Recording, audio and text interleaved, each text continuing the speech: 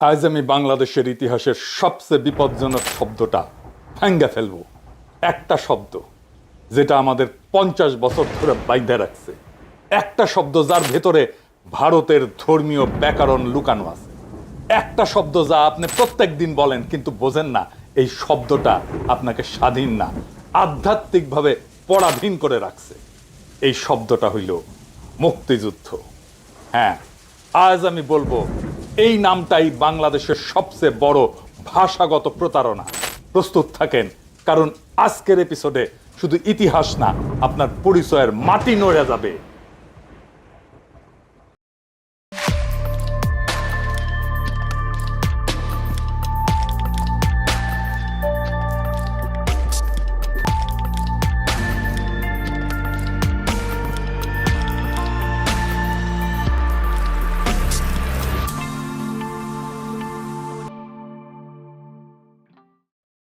আপনারা দেখেছেন আমার আর ইলিয়াসের কুশপুত্তলিকা জ্বালানো হয়েছে ঢাকা বিশ্ববিদ্যালয়ে। আমি কালে মাইন্ড করেছি, খুবই মাইন্ড করেছি। এই জন্য না যে ওরা আমার কুশপুত্তলিকা জ্বালাইছে, মাইন্ড করেছি যে বেশি লোক হয় নাই। আর অন্য বিশ্ববিদ্যালয়গুলো কি ঘুমাইছে? ওরা কুশপুত্তলিকা দাহ করতে পারলো না, ওরা এই কাম করলো না কে? আচ্ছা ঠিক আছে, আজকে যে পুচ্ছে আগুন লাগানো এপিসোড করব, এইবার কলে 64 জেলায় অন্তত 64টা কুশপুত্তলিকা জ্বালাইতে হবে আমার। পুচ্ছে আগুন লেগে দেব বাকশালী ইন্ডিয়া আর বাঙ্গু সুশীল আর ইন্ডিয়ার নব্য লেসপেন্সার বিএনপির কিনিয়া মুক্তিযুদ্ধ নিয়ে, যেটা আগেই কইছি। আপনারা জানেন আমি এইটারে মুক্তিযুদ্ধ বলি না। এইটারে মুক্তিযুদ্ধ কেন বলা উচিত না সেটা নিয়ে আজকের আলাপ। এই আজকের এপিসোডে আমরা দেখাইব যে মুক্তিযুদ্ধ শব্দ দিয়া আমাদের পুরা জাতিকে 50 বছর ধরে মানসিকভাবে বাইন্ধে রাখা হয়েছে। মুক্তিযুদ্ধ মানে স্বাধীনতা না, মুক্তি না, মুক্তিযুদ্ধ মানে দাসত্ব। কেমনে আসেন এইবার দেখি। আমি আগেই বলেছি বঙ্গবন্ধু নামটা ছিল ভারতের তৈরি একটা সফট পাওয়ার টুল, যা দিয়া বাংলাদেশের মন রাজনীতি নিয়ন্ত্রণ করা হয়েছে। গত এপিসোডে এটা দেখেছেন। আজকে আমরা আওয়ামী বয়ানের পেঁয়াজের আর একটা স্তর সুলবো আর চোখ দিয়া পানি পড়বে বাকশালী আর ভারত দুই জায়গাতেই। একটা প্রশ্ন দিয়া শুরু করি। দুনিয়ায় অনেক দেশ স্বাধীন হয়েছে, তাদের স্বাধীনতার জন্য লড়াই করছে, যুদ্ধ করছে। কোথাও কি তারা তাকে মুক্তিযুদ্ধ বলছে? আমেরিকা বলছে, আলজেরিয়া বলছে, ভিয়েতনাম বলছে, ইন্দোনেশিয়া বলছে, কিউবা বলছে, আয়ারল্যান্ড বলছে। একটাও দেশ তাদের স্বাধীনতার যুদ্ধকে মুক্তির যুদ্ধ বলেনি। কোথাও না, ইতিহাসে নাই, রাষ্ট্রতত্ত্বে নাই, রাজনীতিতে নাই। কারণ তারা জানে রাষ্ট্রের স্বাধীনতা একটা রাজনৈতিক ঘটনা, আর মুক্তি এটা আধ্যাত্মিক ঘটনা। দুইটা শব্দ কখনোই এক হয় না। লিবারেশন ওয়ার বলা হয়েছে, কিন্তু লিবারেশন হইতেছে রাজনৈতিক শব্দ, আধ্যাত্মিক শব্দ না। মুক্তি একটা আধ্যাত্মিক শব্দ। তাহলে কেন মুক্তিযুদ্ধ এই আধ্যাত্মিক শব্দ দিয়া আমাদের স্বাধীনতার যুদ্ধকে সংজ্ঞায়িত করা হইল? কেন? খ্রিস্ট ধর্মে মুক্তিরে বলে স্যালভেশন, লিবারেশন না। হিন্দু ধর্মে এটারই বলে মুক্তি বা মোক্ষ, ইসলামে বলে নাজাত। আমরা পরে দেখব কেন স্বাধীনতার সংগ্রাম আর যুদ্ধকে মুক্তিযুদ্ধই বলা হইল। আগে দেখি মুক্তি শব্দটা আসলে কি। মুক্তি শব্দটা আসে সংস্কৃত মুচ ধাতু থেকে, অর্থাৎ বন্ধন মুক্ত হওয়া, জন্ম মৃত্যুর চক্র ভাঙা, মোক্ষ লাভ করা। এটা আত্মার পরম অবস্থা। হিন্দু ধর্মে মুক্তি মানে মোক্ষ, বৌদ্ধ ধর্মে মুক্তি মানে নির্বাণ, জৈন ধর্মে মুক্তি মানে কর্মবন্ধন ছিন্নকরণ। এগুলো কি রাষ্ট্রের স্বাধীনতা? না, এগুলো আত্মার যাত্রা, ধর্মের পরিত্রাণ। আর বাঙালি মুসলমান সমাজে মুক্তি শব্দের জায়গায় দাঁড়ায় আরবি শব্দ নাজাত। এটাও আধ্যাত্মিক মুক্তি, পরকালীন পরিত্রাণ। অর্থাৎ মুক্তি শব্দের দুই পাশেই ধর্মতত্ত্ব, এক পাশে মোক্ষ আর এক পাশে নাজাত। তাইলে মুক্তিযুদ্ধ শব্দটা আমাদের মাথায় কেমনে ঢুকলো, কে ঢুকাইলো, কেন ঢুকাইলো? স্বাধীনতা যুদ্ধকে মুক্তিযুদ্ধ বলা এটা কোনো নির্দোষ আবেগ না।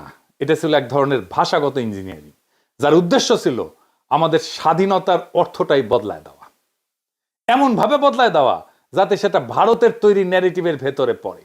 মুক্তিযুদ্ধ শব্দটা প্রথম ব্যবহার করা হয় স্বাধীনতার ঘোষণাপত্রে।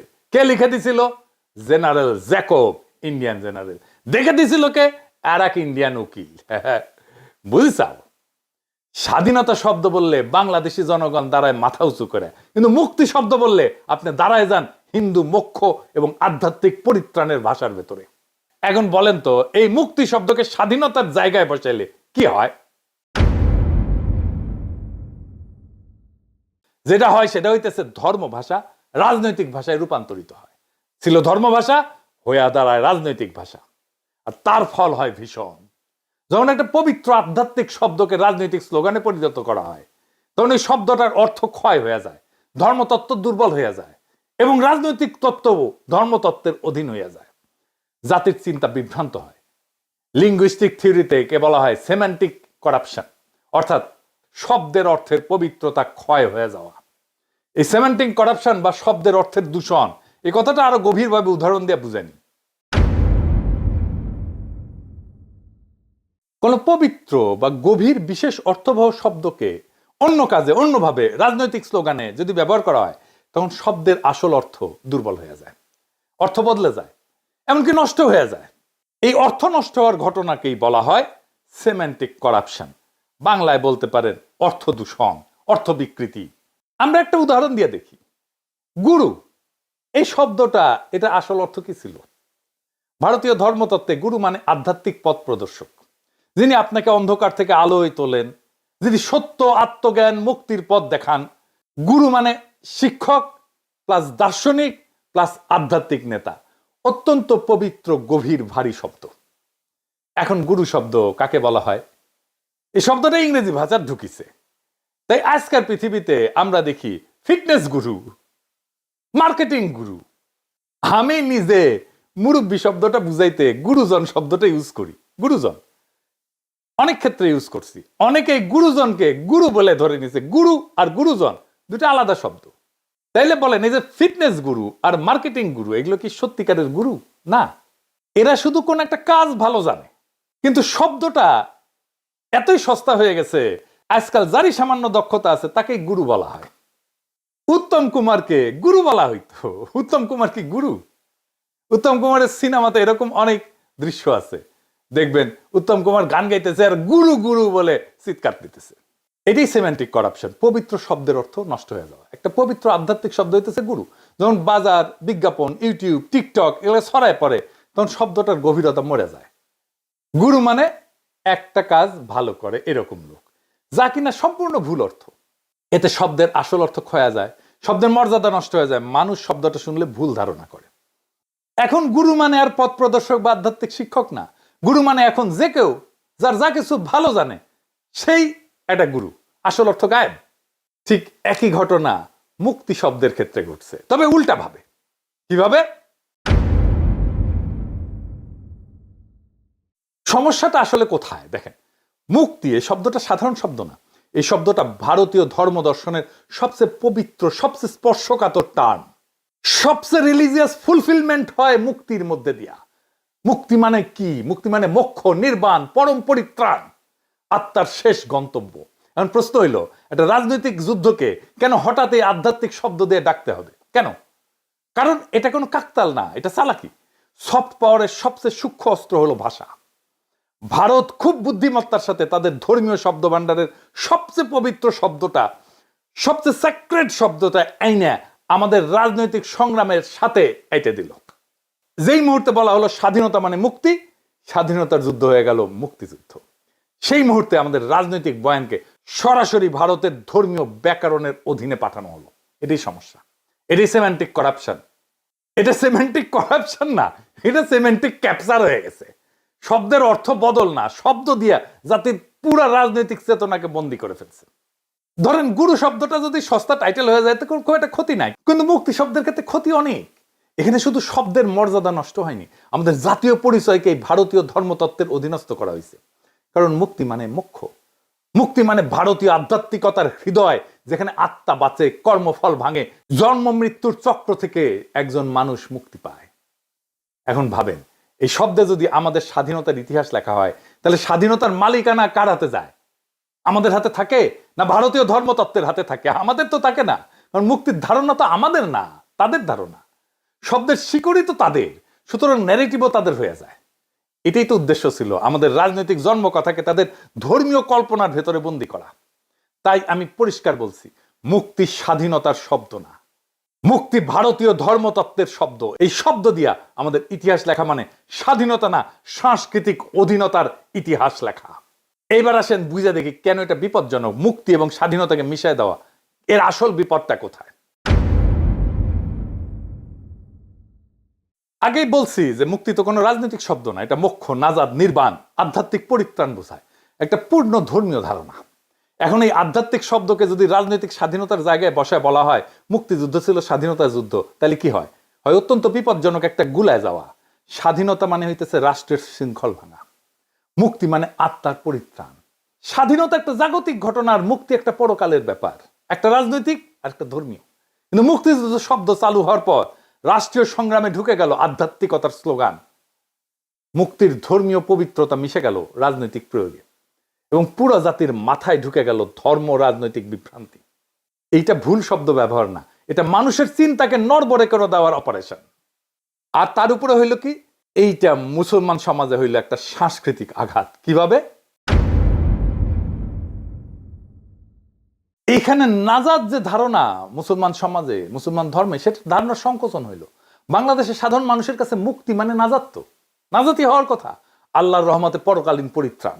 এখন রাষ্ট্রীয় স্বাধীনতাকেও বলা যদি হয় মুক্তি, তাহলে ধর্মীয় মুক্তির জায়গায় রাজনৈতিক মুক্তি বসে যায় না? বলেন, তাহলে সে মুক্তি বলতে কোনটা বুঝবে? নাজাত বুঝবে না মুক্তিযুদ্ধ বুঝবে? নাজাত মানে তো আধ্যাত্মিক পরিত্রাণ, আর মুক্তিযুদ্ধ হইতেছে রাজনৈতিক মুক্তি। দুইটা আলাদা ধারণা এক হয়ে গেল। এটা ইসলামী বিশ্বাসের কেন্দ্রবিন্দুতে একটা সাংস্কৃতিক আঘাত। কারণ নাজাত আসে আল্লাহর রহমতে, মোক্ষ আসে সাধনায়, স্বাধীনতা আসে সংগ্রামে। এই তিন পথ তিন জগতের, এটা একসাথে মেলান না। কিন্তু আমাদের বলা হইল এই তিনটা একই শব্দে বোঝানো যায়, যে এক ধরনের ধর্ম, মনস্তত্ত্ব এবং রাজনৈতিক ককটেল। এটাই বিপদ। তাই মুক্তি শব্দটা ভারতের জন্য বাংলাদেশের ভেতরে তার ধর্মতাত্ত্বিক দরজাটা খুলে দেয়। সেই জন্যই ভারতের হেজিমনি, ভারতের কর্তৃত্ব, ভারতের আগ্রাসন, ভারতের দাদাগিরি, এটাকে আমরা ঠেকাইতে পারতেছি না। কারণ এমন জায়গায় ঢুকে গেছে, সেই জায়গাটা আমাদের মনের ভেতরে ঢুকে গেছে। এখন ধরেন বলা হয় বাংলাদেশ মুক্তি পাইছে, ভারতীয় সেনারা সেই মুক্তিতে সহায়তা করছে, তাহলে এই বাক্যটা পুরা বয়ান উল্টায় দেয় না?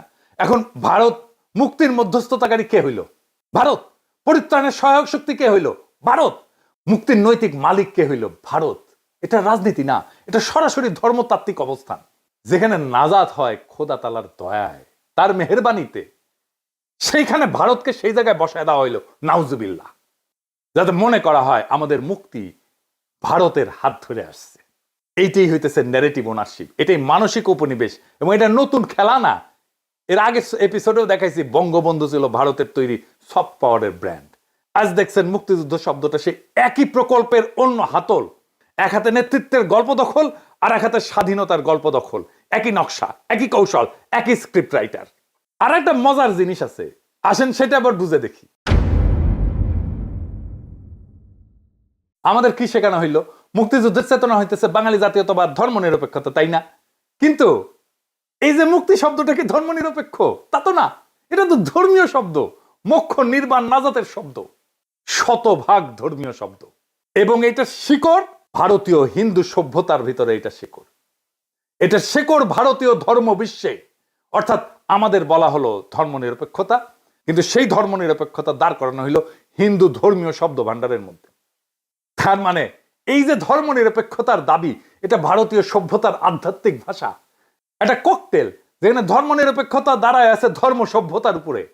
ফল, আপনি ভাবতেছেন আপনি ধর্ম নিরপেক্ষ, কিন্তু আসলে দাঁড়ায় আছেন ভারতীয় ধর্ম সভ্যতার ব্যাকরণে। এটাই ভাষাগত ফাঁদ, এটাই কালচারাল ইনফিল্ট্রেশন। এই জন্যেই আমাদের জাতীয় পরিচয়, আইডেন্টিটি, এটা ভারতীয় ধর্মকল্পনায় বন্দী হয়ে আছে। এর মধ্যে থেকে বাইর হইতে পারতেছি না আমরা কোনোভাবে।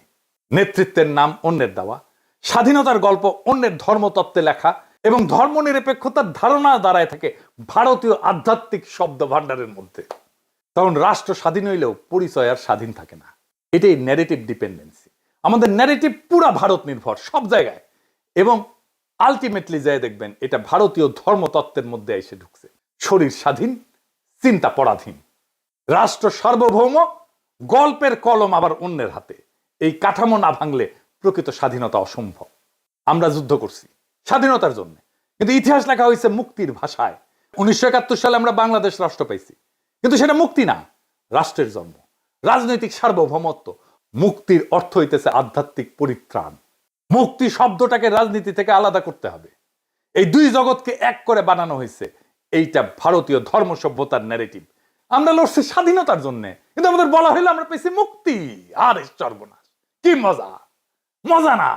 এই একই শব্দ আমাদের আত্মবিশ্বাসকে ধ্বংস করে দেয়, আমাদের পরিচয় অন্যের হাতে তুলে দেয়, আমাদের ইতিহাসকে অন্যের ধর্মীয় ফিল্টারে রঙিন করে দেখায়। স্বাধীনতা আমরা পাইছি পাকিস্তানের হাত থেকে, কিন্তু মুক্তির ভাষা আমাদের বেঁধে রাখছে ভারতের হাতে। সাংস্কৃতিক ভাবে, মনস্তাত্ত্বিক ভাবে যে জাতির ইতিহাস অন্যের ধর্মতত্ত্বে লেখা হয়, সে জাতি স্বাধীন না, শুধু স্বাধীনতার গল্প শোনে সে। এই ভাষার শৃঙ্খল ভাঙাই আমাদের প্রকৃত স্বাধীনতার শুরু। একটা জাতিকে অধীন করতে তার ভূমি লাগে না, তার ভাষা দখল করলেই হয়, তার যুদ্ধের নাম বদলাইলেই হয়, তার ইতিহাসকে অন্যের ধর্মে অনুবাদ করলেই হয়। 1971 আমরা পাকিস্তানকে হারাইছি। এখন সময় ভারতীয় সভ্যতার এই ভাষাগত শৃঙ্খল ভাঙার। এটাই নতুন স্বাধীনতা। মুক্তিযুদ্ধের শব্দটাকে ভাঙতে হবে, মুক্তিযুদ্ধের এই শব্দের শৃঙ্খল ভাঙতে হবে, তাহলেই আমাদের স্বাধীনতা সত্য হবে। ইনকিলাব জিন্দাবাদ।